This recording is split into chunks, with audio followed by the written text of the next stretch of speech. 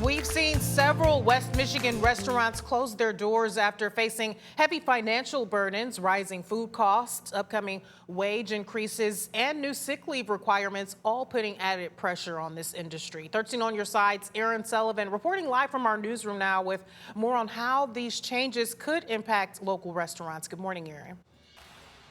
Hey, Emily, good morning. Yeah, local restaurants are trying their best to manage these ongoing changes. And here in Grand Rapids, well, it's becoming more apparent that this isn't an easy task. We're seeing restaurants that I think people were shocked to see had been struggling to unfortunately close their doors.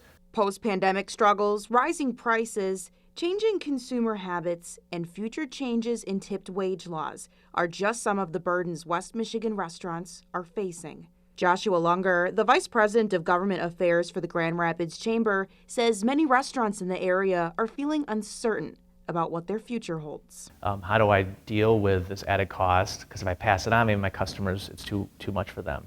And then what does that do for their business? So it's not been, unfortunately, the best time, but we're trying to figure out ways that we can further support the industry. In addition to rising costs on food items, restaurants are also anticipating future tipped wage and paid sick time changes. Right now, the state's minimum wage is $12.48 an hour. For tipped workers, their base pay is $4.74, and then tips make up the rest.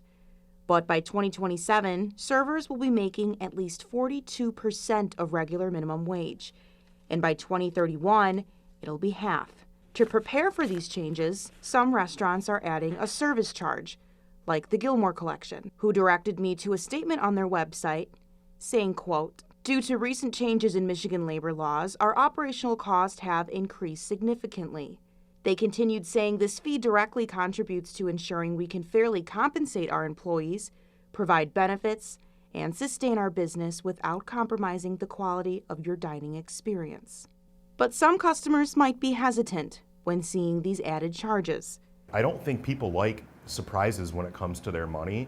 You know, if I'm gonna take my family out for a nice dinner somewhere and then we get the bill and I see a service charge that I didn't know was going to be there and I have to leave a gratuity on top of it, I'm not gonna probably go back there. But that might be a risk some businesses have to take if they want to stay afloat. Hate to see them have one more obstacle in addition to all the other things we're facing right now in that industry. And so we're just trying to figure out what is our role as a chamber, how do we work with other partners to support them. And largely that's coming down right now to focusing on this is something that we can do uniquely to help them prepare.